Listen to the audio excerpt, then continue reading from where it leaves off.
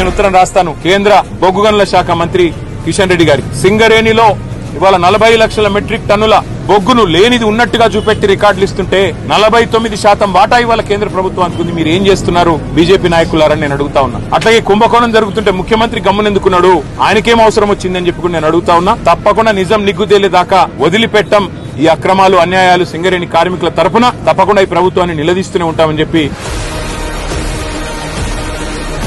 సింగరేణిలో జరుగుతున్న బొగ్గు దోపిడీ, సింగరేణిలో ఏదైతే మొన్న మా నాయకులు బయటపెట్టినారు 40 లక్షల మెట్రిక్ టన్నుల బొగ్గు తీయనిది తీసినట్టు చూపెట్టి వాళ్ళ 1600 కోట్ల గోల్మాల్ కార్యక్రమం ఏదైతే చేస్తున్నారో, సింగరేణి కార్మికుల పొట్టగొట్టే విధంగా బోర్డు పెట్టకుండా ఏదైతే సతాయిస్తున్నారో, విజిలెన్స్ ఎంక్వైరీ పేట వేధిస్తున్నారో, మీ కుంభకోణాల నుంచి దృష్టి మరల్చడానికి ప్రయత్నం చేస్తున్నారో దీన్ని వదిలిపెట్టం.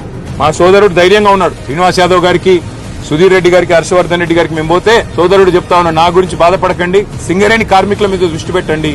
మా వాళ్ళు ఆక్రోశంతో ఉన్నారు మంచిర్యాల జిల్లాలో, మా ఆదిలాబాద్ జిల్లాలో, రామగుండంలో, దాని మీద దృష్టి పెట్టండి అన్న, వాళ్ళ కోసం కొట్లాడండి, నాకు జైలు కొత్త కాదు అని చెప్పి తమ్ముడు చెప్తా ఉన్నాడు. మాకు జైళ్లు కొత్త కాదు, పోరాటాలు కొత్త కాదు, మీరు పెట్టే కేసులు కూడా కొత్త కాదు, కానీ మేము మాత్రం వదిలిపెట్టం.